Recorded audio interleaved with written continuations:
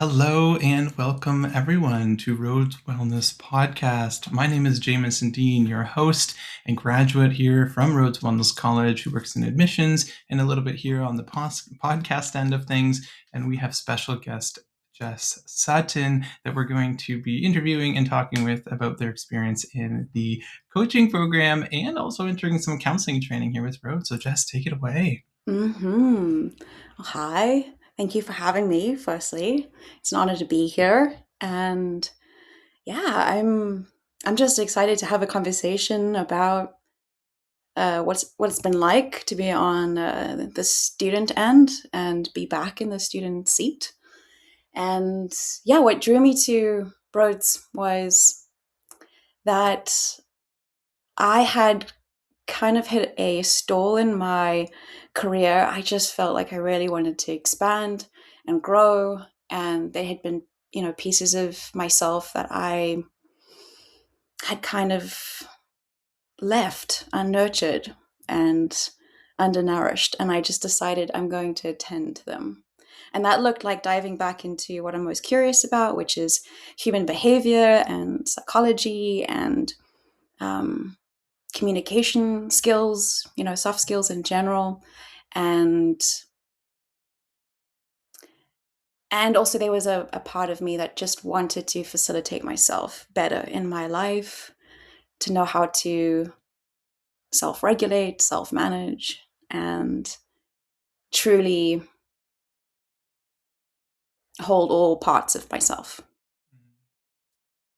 So that's what brought me to Rhodes. And specifically, I was thinking about doing the counseling right off the bat.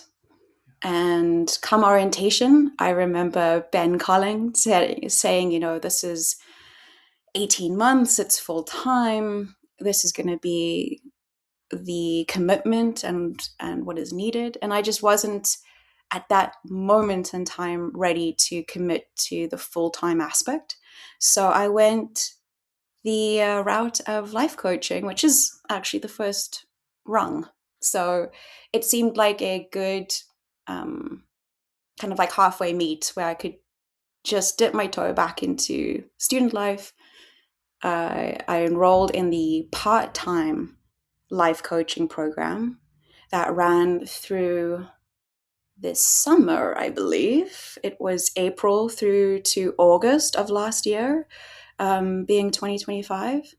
And now I'm enrolled in the semester two, which is just a 3-month full time tryout of the counseling program.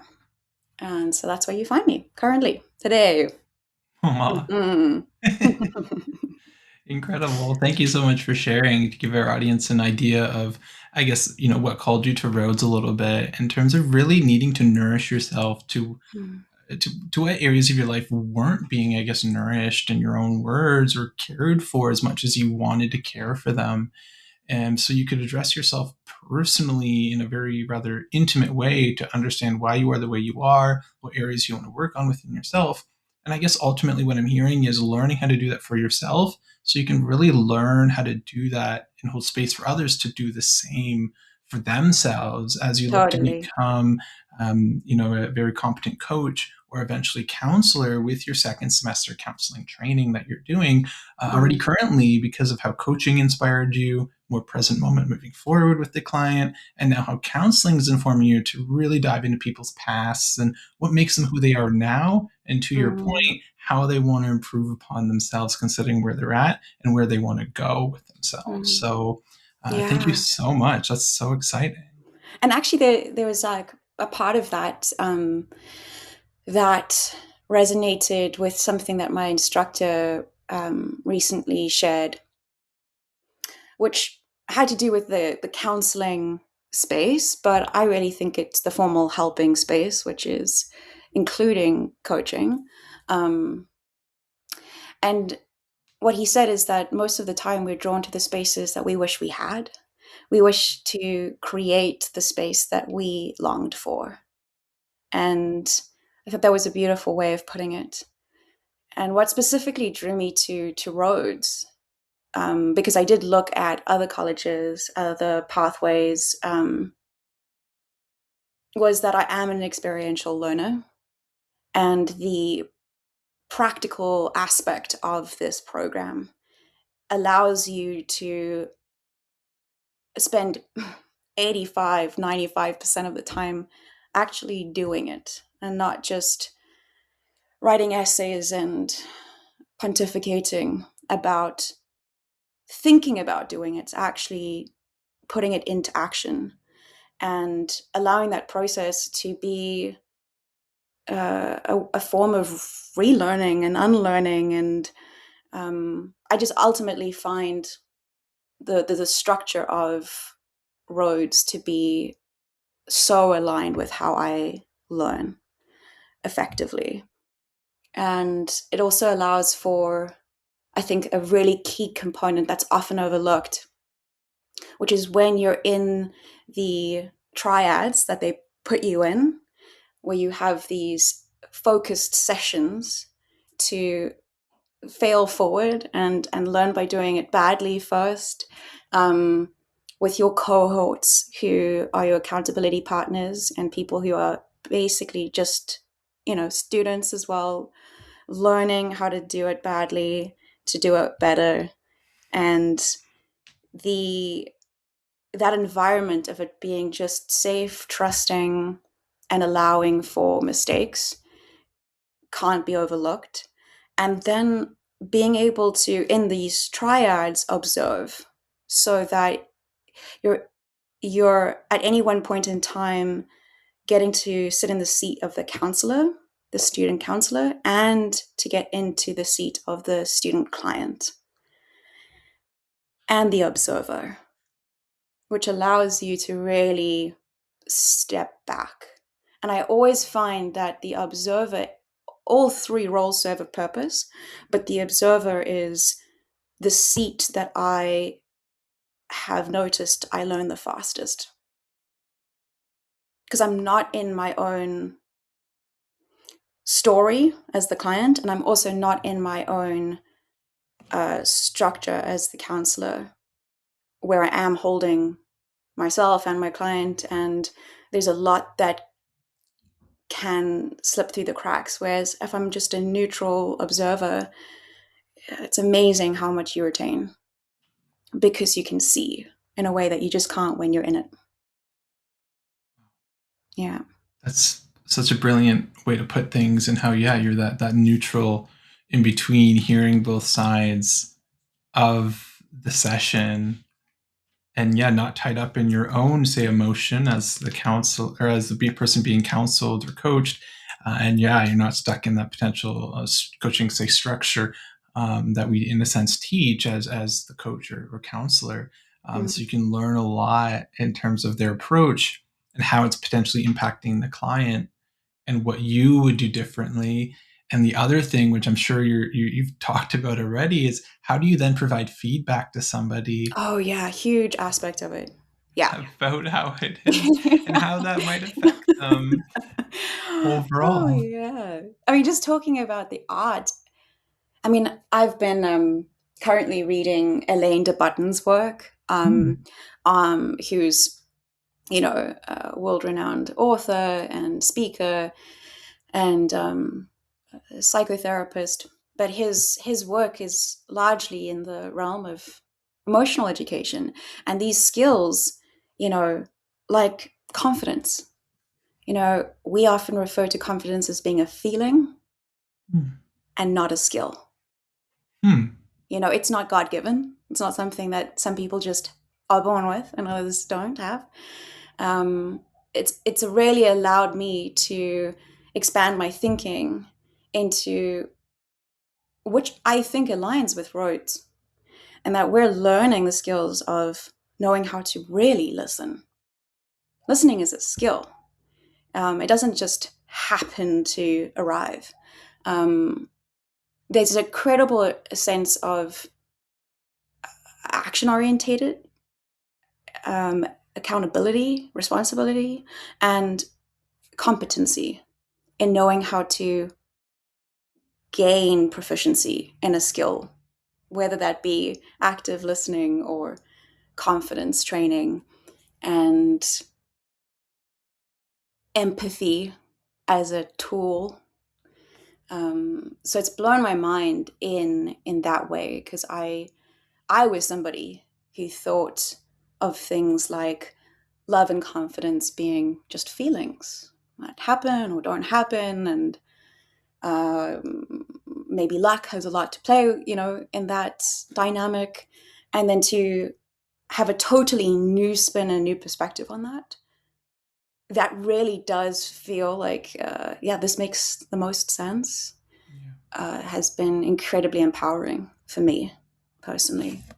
And so, yeah, speaking about of an emotional education that I get to take with, let alone in a career sense, but in a life sense, in my day-to-day life, of how I stand in my storms, how I show up for my life in all its roles, you know. Wow. I think I do know. So but coming back to your point of feedback, it's one of those skills that so many people don't know how to cultivate, or maybe don't even know that that's even an option to cultivate something like that. But loosely to see it as a way of improving, because we all have blind spots, and knowing how to deliver something in a way that lands, that can be received, where you're going, this is what's working and this is why. And yeah, there's an area of improvement here. And I often find the note that kind of stings a little is often the most accurate. Yeah, I Like, agree. it's just going, oh, ah, okay. That's actually I now realize that those are the sensations to observe, where you go, oh, I actually have to get curious about this. Like you said, catch it, get curious. Like, what's going on here for me? And given enough time and reflection, which is it is the foundation, that counseling, coaching, self-awareness as the foundation of everything that you do as a facilitator starts with, well, what do you know about that in yourself? So self-reflection is a huge part of the journey.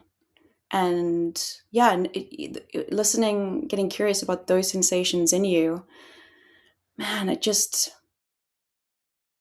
opens you to fast growth. I know that there might not be actually such a thing, but if I think of fast growth, I think about it's listening to the sensation, often of a little pain, and pain having this incredible value to grow you in the way that you need to. It's not going to feel comfortable. It's not going to feel cozy, um, but it's like a stretch Yeah. Yeah. to become the person you need to become, to help yourself just that much more in your life. It's incredible. Absolutely. I think you so well described that muscle that we're all constantly, I think, hoping or trying to build. That is our emotional awareness. Um, that when an area comes up that we know is going to be emotional or hard to accept, that we actually lean in to it and be open to feeling it, and we're admitting it, and coming back to feedback. I know when I've gotten feedback in the past, my ego is a little more significantly present, because I'm like, It's a nice way of putting it. Yeah.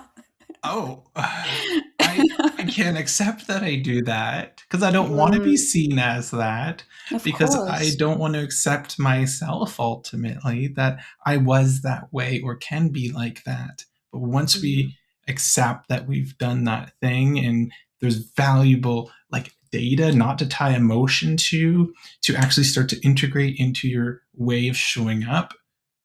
that's Mm. those learning moments that we're speaking about that can really start to flow into your life. The more you're willing to let down your guard, be vulnerable and honest to yourself, see yourself almost in that outside observer role, and understand that you can look at yourself from outside yourself and integrate these different skill sets or ways of showing up that you know is going to benefit you in your approach when helping others. Yeah. And Right. that's the judge of that fast The learning. judge. I The love this. judge. I'm going to steal that word. Yeah, It is. yeah, It is. That's where it's at. That's the magic. yeah. And the mud. So I think, that's also come up with,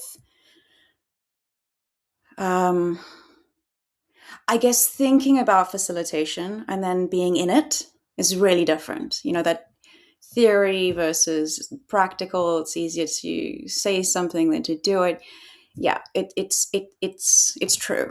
And I think when you go into a facilitation space, I think it's just a part of your, or at least there's a part of my mind that can get really like slippery and a bit tricky, where it's like, yeah, we're gonna stay in the safe zone. we're gonna somehow risk showing up and getting activated and getting challenged, but there's a part of my mind that looks to maybe sidestep the pain or like Sure. bypass it. And when you come to that humbling realization that pain is something that's going to be always a part of you, and whether we're talking about big T's, little T's, in terms of like, the wound that we carry, um, yeah, I think we go, oh, right, there's only through. And by going through it, we will get clear. There will be orientation. And that looks like allowing ourselves to sit in the mud. Yeah. And that was something that surprised me. But I would say, just like my acting career, I had an idea of what an actor or being an actor would feel like, and then the reality of it. And there is a similar, I guess, integration that's happening now with me, where I'm going, oh, okay, it actually looks like, what is my window of tolerance towards sitting in the mud with myself? Do I know how to identify my feelings accurately, honestly, genuinely? And do I know what help I need? Do I know how to help myself? And what could that look like? And knowing that changes. Um, do I know how to ask for help? Be able to kind of communicate it. These are the simple but profound questions that have echoed through me since beginning this journey at Rhodes. And it's something that I'm honestly going, I think this is going to be a lifelong process. I don't think I'm ever graduating out of this classroom of life. I think I'm here to continue to learn. And part of that's going to be learning how to sit in the mud with myself and knowing how to sit in the mud with others. Exactly. My whole definition of helping, being the helper, the caretaker, has come to the forefront in a way that I can see that the part of me that wants to save or fix or solve, that's not what we're doing here. Yeah. That's not the help that's needed. Mhm. Yeah. And that has been so, there's so much relief and actually like just to say it out loud, where you're like, yeah, you're not responsible for that person. In fact, you respect them so much. Yeah. And it's a demonstration of your respect, of their agency, to go, I have unshakable belief in you. Yeah. To learn how to help yourself. Yeah. And I can't tell you what mountain that's moved within me, where I had a big part of my equation in my insides, like the stickiness of where I find is particularly challenging with Jess, with being with myself, has to do a lot with where I mistakenly put responsibility. And being responsible for yourself, knowing that you are your own expert and so is your client.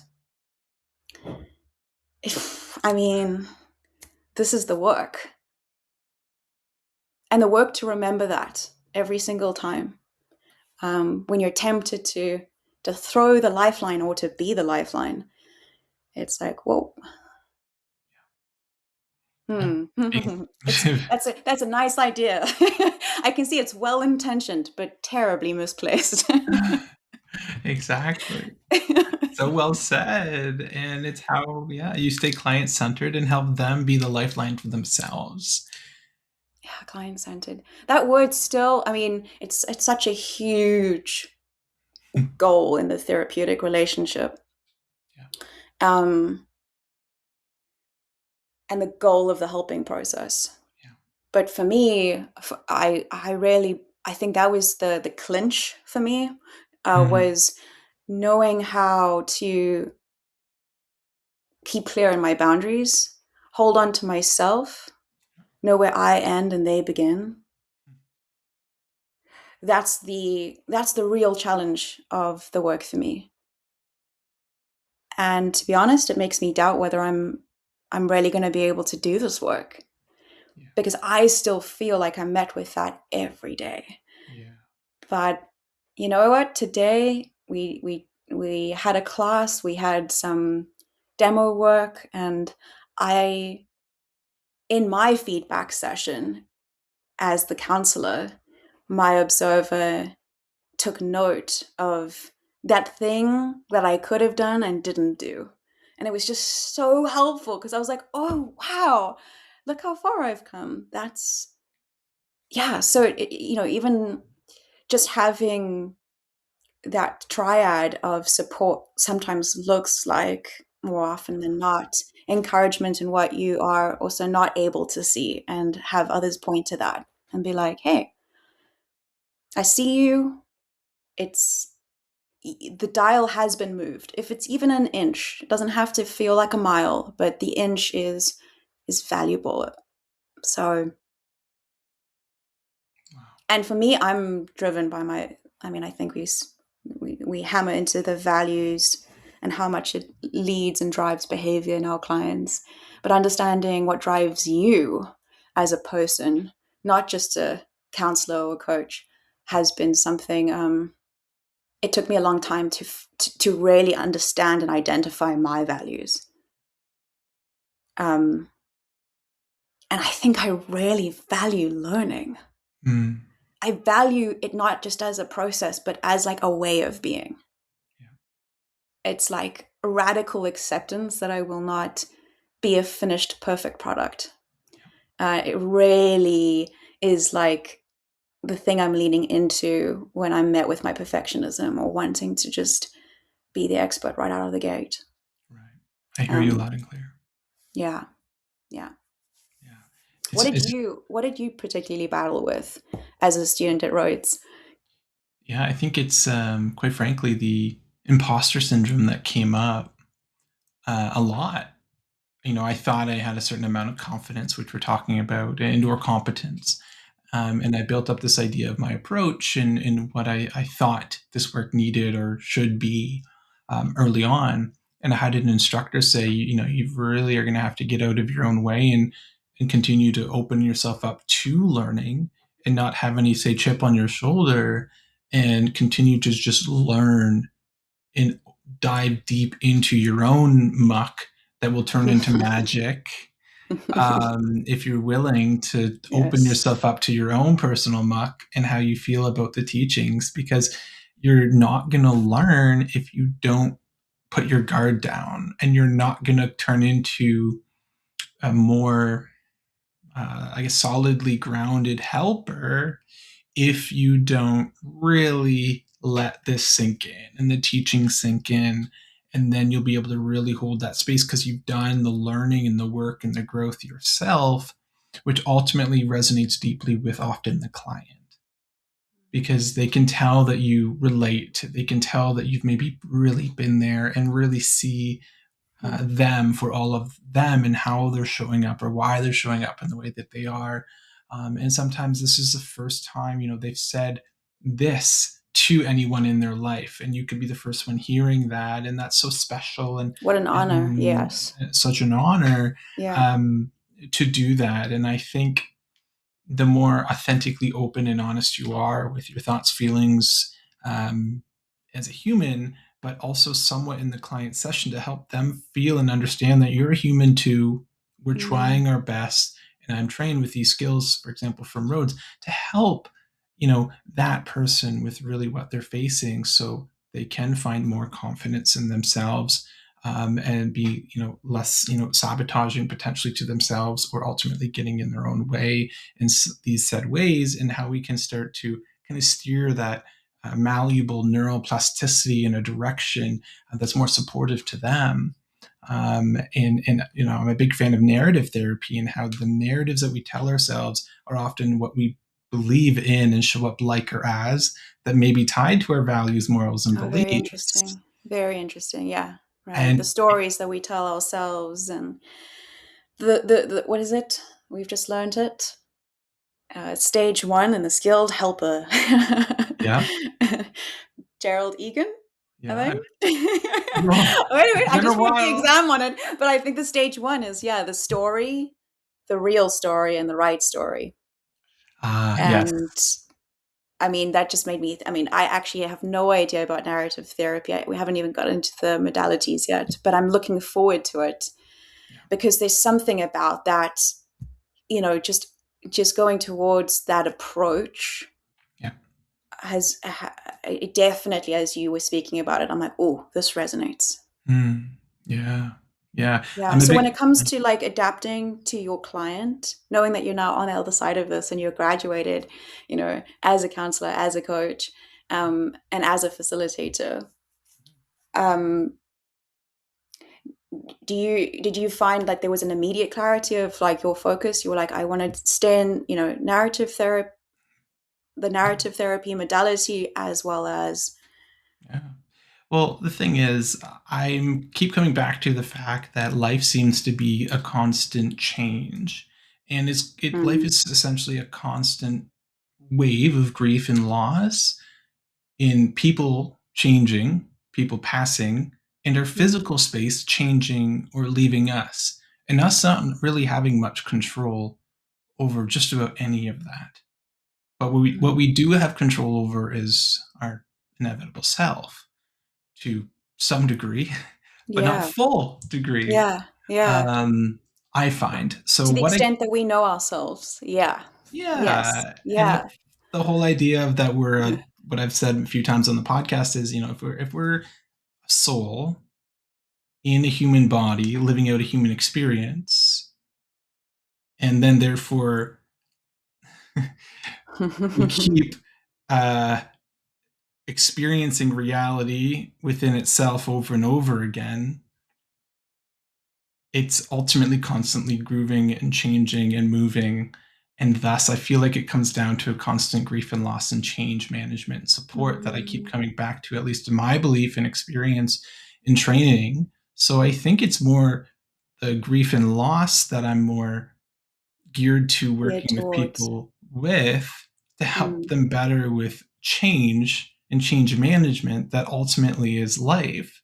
mhm, Because mm, if we want to learn and grow, we're going to have to change and adapt better. And if I can be a helper with the change that they're going through, like in my admissions position with Rhodes, or my own practice working with a lot of grief and loss work, or whatever it might be, I feel like that work for me is really worth doing. Yet also, there's all these other subsects and trainings and modalities and approaches that also address many areas of this thing called life, like the nervous system, for example, and mm, our makeup and what's going on, with just a blood test and what's affecting them because of what's maybe out of alignment in a blood test, for example. There's so many different areas to the mental, the physical, the spiritual, and the emotional experience that life is, um, where, that's just one area, but one area I personally keep coming back to is something I'm really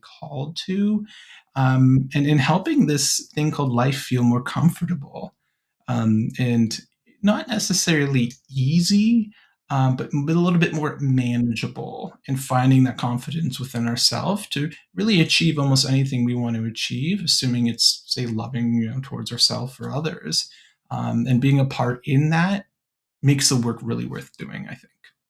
Hmm.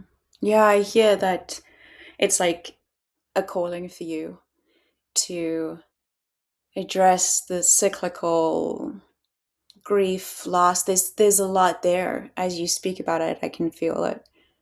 Um, and I have a lot of questions, a lot of curiosities as to where that comes from, and but knowing that you shared what's very much pulling you, and within that sharing is like you mentioned that there isn't like one right approach. It's like you really tailor to your clients' needs.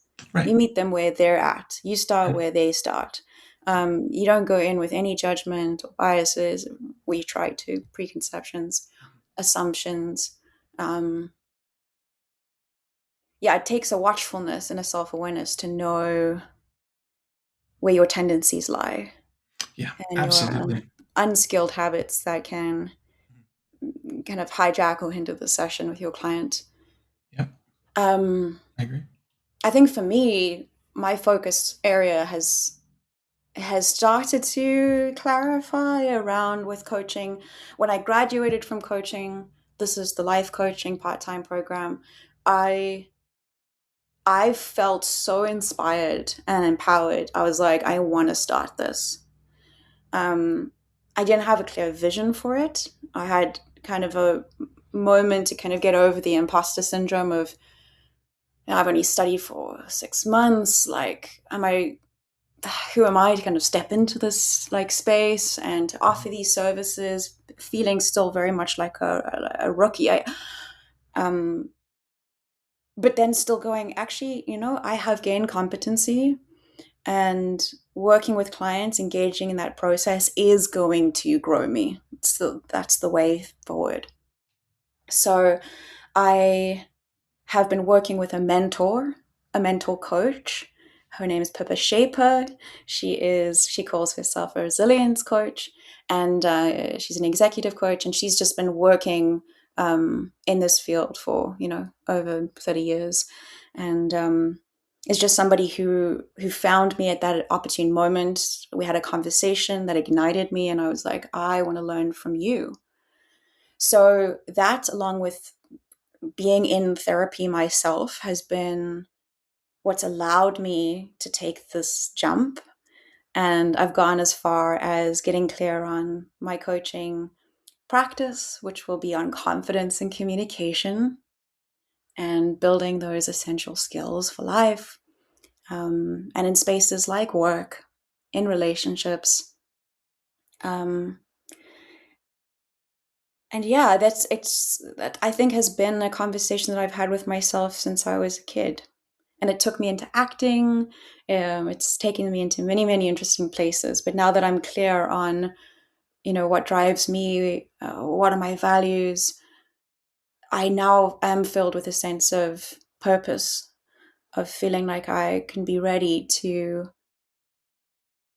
help someone, meet them where they're at, and see if we together in this collaborative working alliance can't, support them to getting themselves closer to where they want to be. And I think one of the things that I love about life coaching, and the jury's still out in counseling, but what I loved about life coaching is just how future forward it is. There are moments of sitting in the mud, but you're always going, okay, if you bring the past into it, it's always in the context of the present. Like, how does this link to the present moment? And how are we going to move forward? Yeah. And my brain just finds that incredibly rewarding. And yeah, I love it. I love it. And I also love watching the moment when somebody has an insight, you know, and they're like, whoa, I just thought of something, you know, there's an opportunity here. And they are doing it all themselves. Yeah. Beginning to watch somebody just step into that space, owning their voice, asking for what they need and want, finding focus and clarity, practicing assertion. Like all these things are just, they're really hard and it's really noble. Yeah. And it takes so much courage. And I know that in my journey and what that meant for me. And when I'm with clients, I see that in them. Yeah. Agree. But I think it gets distilled, both the coaching and the counseling being obviously more skilled and trained in intervention around, you know, traumatic processing, and you know, you're able to just really sit in the mud, and you're wanting to know about the cause, what the pain, where the pain is, instead of rushing to get to the present and the future. It's like, oh yeah, let's sit with that, let's unpack that. So it's just been an incredible journey, and I think both counseling and coaching have left me with this renewed sense of hope. And the definition of hope these days is just the unshakable belief in the individual. Yeah. I love that. And for someone to have the courage to change the energy that they Mm. know hasn't been serving them anymore, that right there, that precipice, that top of the mountain realization moment of what's to come on the snowball rolling down the other side, that right there is such an exciting moment to bear witness to, and help them. And I think there's another metaphor in here, and that is that snowball. And if we're willing to make, you know, a 1% change today with a coach or counselor, helper, or healer, or on our own, or both, Mm. tomorrow can be 2, and the next day could be 4, the next day Mm. could be 8. And the power Mm. of compounding, you can really improve yourself a lot, even if it's 1% a day, because 365 days in a year, that's a lot of change that somebody can go through to change their energy about their idea of life. Yeah. And, and I remember Yeah. when I was so depressed and anxious and overwhelmed Mm. at 15, 16, 17 years old, and I thought that was just life. I thought life was just that. And that's what I made it mean and made it be like. And I thought that that was the concrete way it was going to be coming into adulthood. And I thought, well, that sucks. And then it's almost like there was a little glimmer of light at the end of the tunnel that was saying, you can change this. This energy is changeable. You can shift, you can move, you can groove in some way to over time by 1% over and over change your life and have that snowball you into what serves you better and how Wow. you can then show up and serve others better as well. Wow. And that was the tipping point. Great For book by you. Malcolm Gladwell. But yeah, for me, for me, to realize, oh my gosh, it's all changeable. What a radical thought. Yeah, it was.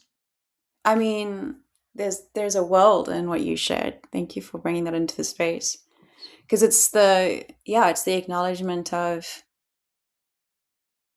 the current picture, you know, that story, and it being like a fixed state.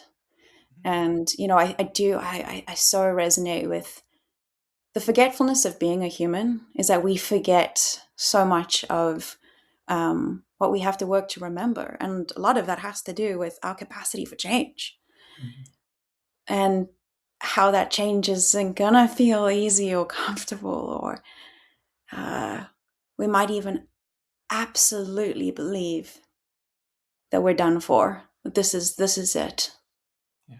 This is all. There's nothing left to learn. There's no shape um, to grow into. the mold has been set. And I think the mind, from what I've understood, and thank goodness for all these amazing authors like Malcolm Gladwell and Elaine de Button, and yeah, I have so much uh, like compassion maybe feels like a reach, but I think it just is like the understanding of how my mind works. And if you don't know how to use your mind, it uses you. And it can be as clarifying as like, I woke up one day and I believed the world was this way. I believed I was this person.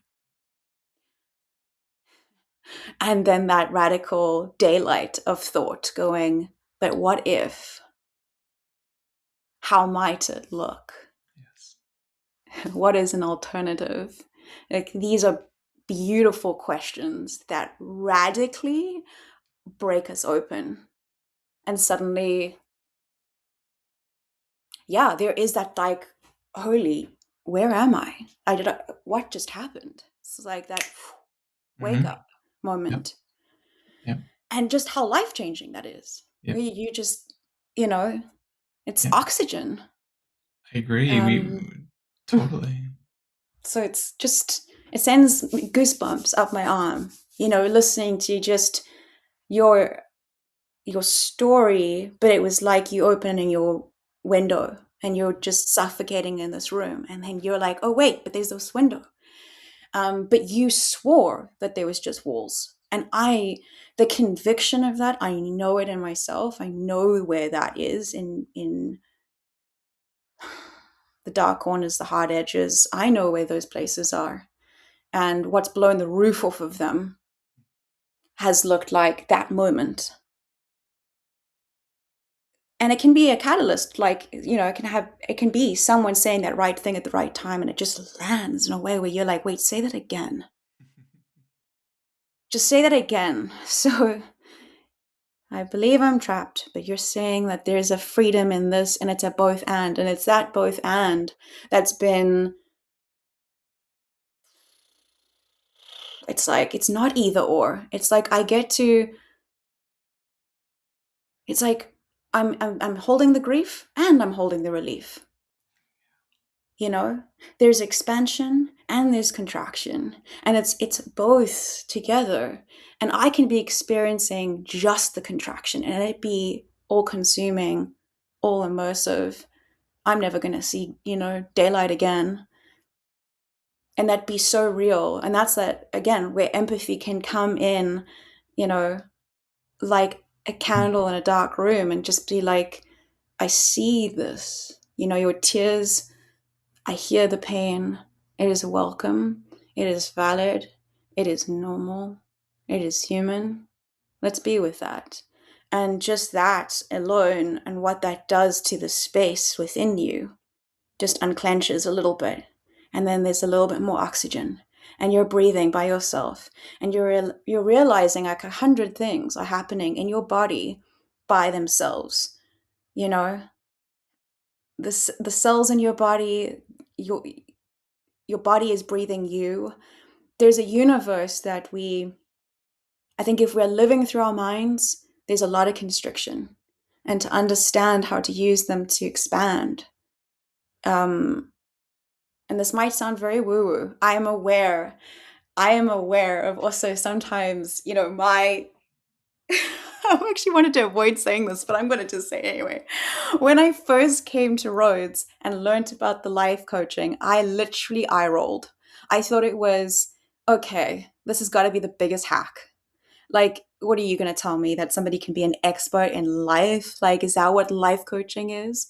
Or that it's so obvious. Like, the thing that you're going to tell me is like, I don't know, is either going to be like maybe too navel gazing, like just be good to yourself, like hashtag self-care, follow your heart, and it's just Yeah, I'm like, what, for sure. in my mind, I can even hear the narrator going, Yeah. and I when I actually landed in the space and then had that wake up of going, no, this is just like meeting myself and learning these essential skills that somehow school just forgot to teach us. Yep. And it's just like, wait, Yep.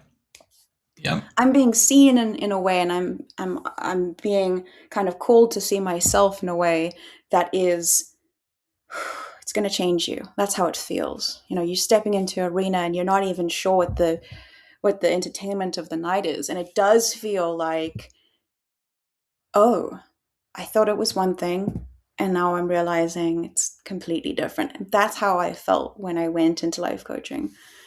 Um, and I'm having it again with counseling. And I'm realizing, I'm like, okay, my mind is always going to project something to try and protect itself. It's always going to be like, hey, heads up, this is going to feel this way.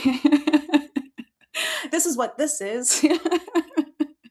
Mm-hmm. And try and be certain, you know, and then just realizing, oh, wait, actually, no, it's more about, it's so not about being certain. And it's just about almost standing in like how much we don't know and how much there is to know. Exactly. And our capacity for more. Exactly. So, The sponge. a sponge. Be a sponge, darn it. A sponge. Sorry, I went all over the place there. I go into these like, I'm also a bit tired because the end of the day, but there's like a spirally thing that my neurospiciness does to me, which can be, as you will know, it's just like, woo, we're going here, we're going there. I love it. It's great. Jameson's like, how do I corral this person? It's Refocus, just refocus. I think people will love what you have to say. Your ability to storytell is just amazing. To Oh, portray, thanks, friend. yeah, of course, just I really amazing. enjoy having conversations with you. And from the beginning, I have to say, one of the biggest reasons, listen up, audience, is like you were a huge part of guiding and supporting and encouraging me to go the Rhodes way. And you were so forthcoming in your story. I was asking pretty straight questions like, between you and me,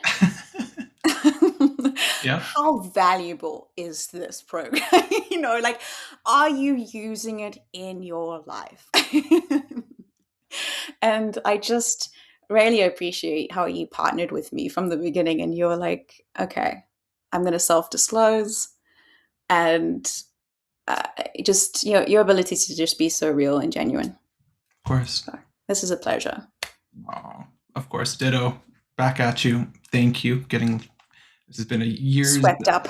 development of things, but getting emotional, but needing to accept that and say thank you. You know, we've been working on acceptance of compliments for a long time, and that alone means the world. And of course, I think, you know, I often say I sleep really well at night, knowing that maybe this is feeding my ego. I'm not sure, but like I sleep really well at night, knowing that I do my job with a very, you know, very heart centered, meet them where they're at type of Mm. approach and Mm. focus, and do things authentically, you know, in an honest way that's human, because Mm. that's who I am, who I want to be, and who we, I guess, should be. Um, should is a whole I other hear the thing. shitting. Are The you shitting shoulding, on yourself? Stop I'm shitting on should. yourself. No, I didn't.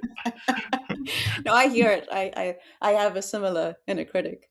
So So always with those shoulds. My yeah. gosh, there's a racket up there. Oh yes, indeed. But So yeah, yeah. taking compliments is hard. That's Mhm. yeah, I mean that just speaks into the ability of like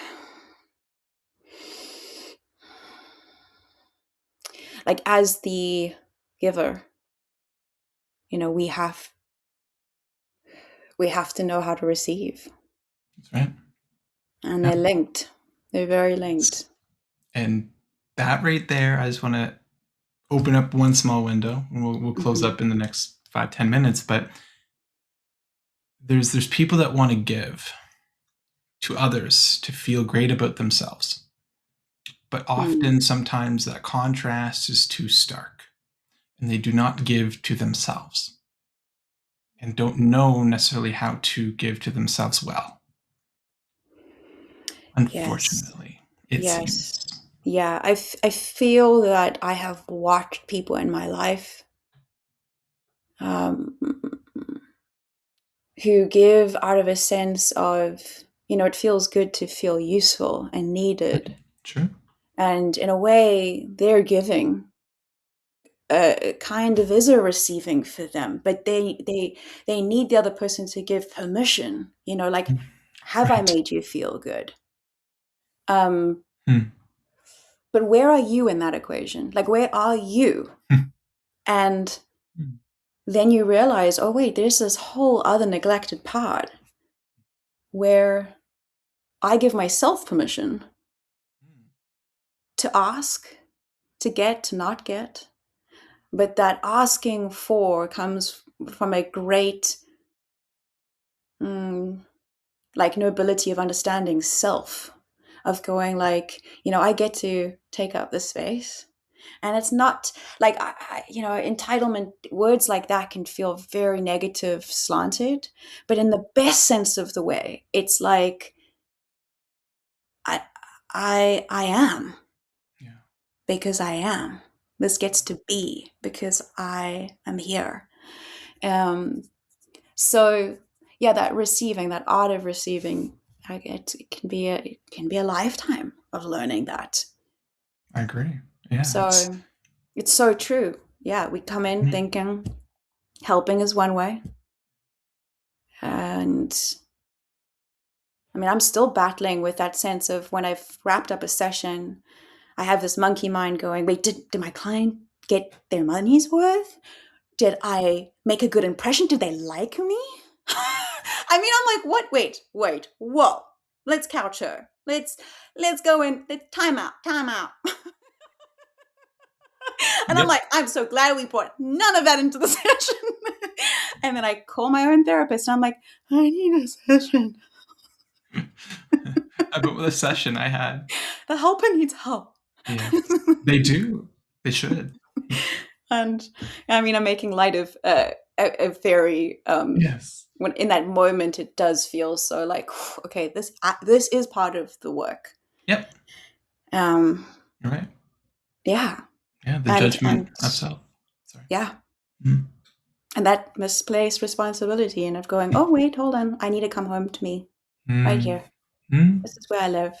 Nice. Um, I don't get to occupy someone else's front lawn because I think they're a danger to themselves. You know what I mean? That's just like, yeah, yeah, and it's hard to say these things. It's really, I mean, when you there's a part of me that understands and is like, oh, yeah, no, I'm not going to confuse that anymore. And before I know it, if I'm not watchful of myself, I've broken into their house. I've like, you know, Yep. imposed Yep. myself. Trying And to I'm find like, them. Yeah. sorry, I don't know how Yeah. I got here. This isn't my No. house. Cool. I'm just gonna let myself out. Um, so yeah, I feel this in so many ways. Mhm. This is such a massive conversation that we could be having for many, many, many years to come. Yes. Can we do this like once a year? You just like check in. How is Jess doing with that whole Yeah. facilitation thing? Yeah. Are you on the highway, like cruising the other way, or are you like just No. chilling in their house, wanting to ask them how it went for them? Interestingly, you will learn that in the program with Rhodes when I'm you looking ask for your client for feedback and see how it went. that's I can't wait for that. I feel like that would be really helpful. I'm Mhm. dying to know, but there's a neediness in me that I want to go straight after, like, how was that? Did I do a good job? Hmm? Did I get my A plus? No. So I am looking forward to yeah, as I go. And I'm seriously considering, I think just these 3 weeks of Mhm. meeting my cohorts, getting stuck into the basic of counseling. I like it so much. Good. I mean, I'm being called in a way that I'm like, oh yeah, no, this is, Mm. I can't, like the bell cannot be unrung, um, Mm. kind of sensation. Yeah. Timing wise, that's going to be a whole other thing, but I definitely see myself in the not so distant future picking it up, finishing the diploma. I would love, a dream of mine would be like the film industry's counselor, because it's, 17 years in an industry that I really, really know and understand. Burnout being such a huge component of that creative life. Whether you're a chef or an actor or someone in crew, I think there's just so much that's overlooked and unspoken. And it kind of feels like disrupting the norm if you were to give voice to that. Um, so yeah, I see the white space, and I would love to activate that, and see if my services are even needed. And then with my coaching, I would love to be able to offer the services to actors, non-actors, people in, various walks of life who are just wanting to find confidence in themselves, find their voice. And voice is something that I really have had a very intimate personal journey with. And it's one of the biggest things I give us away. And you can always hear when somebody isn't speaking with their voice. I think a really good example of this is the vocal fry in a lot of girls who feel like that's the sound that needs to be mimicked. And sometimes, we're so auditory sensitive as human beings, like we don't even realize it until we get feedback from colleagues or friends where you're like, do you know that you speak very like high or breathy, like where you don't have any support. And what I find really interesting is like the performative industries. If you're an actor or a singer, you have to go through vocal training. But when I've gone through those training, I'm always like, where was this in school? Everyone needs this, to really come home to your body and your voice. I mean, that's to embody how you're going to articulate yourself in the world and how you will be judged and perceived by others. And you want to give yourself every advantage, every support of landing the job, nailing the interview, and backing yourself. And so, yeah, that's a whole other kettle of fish, but it's, yeah, there's a lot in there for me that I'm like, A good guttural. Yeah. Yeah, I'm really excited. And yeah, now that we're wrapping up, I just want to say if anyone wants to work with me or has a curiosity for a consultation, I am putting out my services and I can give you the information. But I think the fastest way is contacting me via email, which is jessicasutton at Gmail. Oh, no, that's not mine. Jessica Sutton. I think it's, oh gosh. Wow. Talk about a neurospicy moment. You know what? I think it's jessicasuttoncoaching at gmail.com. But now I've gone into the doubting loop. So this is happening. I'll definitely put it in the show notes. And the confidence coach is doubting herself. Everyone The does. irony. jessicasuttoncoaching at gmail.com, more than likely. More than likely. More than likely. If it's someone else, don't engage. Thank you. You're Thank welcome. you for this. You're welcome. This has been a really lovely conversation, and I'm just grateful. I'm realizing that podcasts more and more are becoming like, those activating spaces where you're listening to long form conversations and hopefully not being interrupted by multiple ads. But it is just that ability to just sit, breathe in, sink into a space. And if I could advocate for facilitation, if it's a curiosity of any of your listeners, it's I think it is really to start with the question, how well am I facilitating myself in my life? That's quite a beautiful question as a launching pad, because you will learn skills that whether you go on to do this post training, it will make the biggest impact in your life. Yeah. Yeah. Personally, professionally, however you want to go about it or apply it. Yeah. It seeps in and usually feels pretty good, but there's some muck. Yeah, there's a lot of There's some luck. magic. It's yeah, there's some luck. And the difference between friends and family, who are great forms of informal support, Yeah. is like to be assisted directly with a trained professional who is objective, who has no Mhm. skin in the game, Yeah. um, and who is not having a coffee fire chat conversation. It's very much like, what's going on with you, Right. and to just give you that space and some questions to really do the work of mining. It's just, if you can afford it, man, Yeah. the world needs it. Everyone could benefit from it. Absolutely. We're infinitely more able to heal, learn, and grow more, I think, for ourselves. And if you can't afford it as well, our Rhodes Counselling Center, which can be seen at rhodescollege.ca under resources, the Rhodes Counselling Center does offer pro bono counseling sessions available for a limited amount of sessions with our year 2 professional counseling graduates. So if that's something that anyone is called to as well, I urge that you reach out.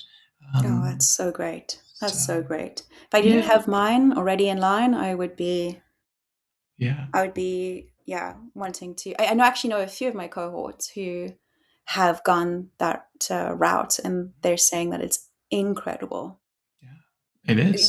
Which honestly, and this is not to put too fine a point on it, but just goes again to show the proficiency in the industry level of road students who are already delivering the standard that would be like, okay, well, you're ready to go work. Exactly.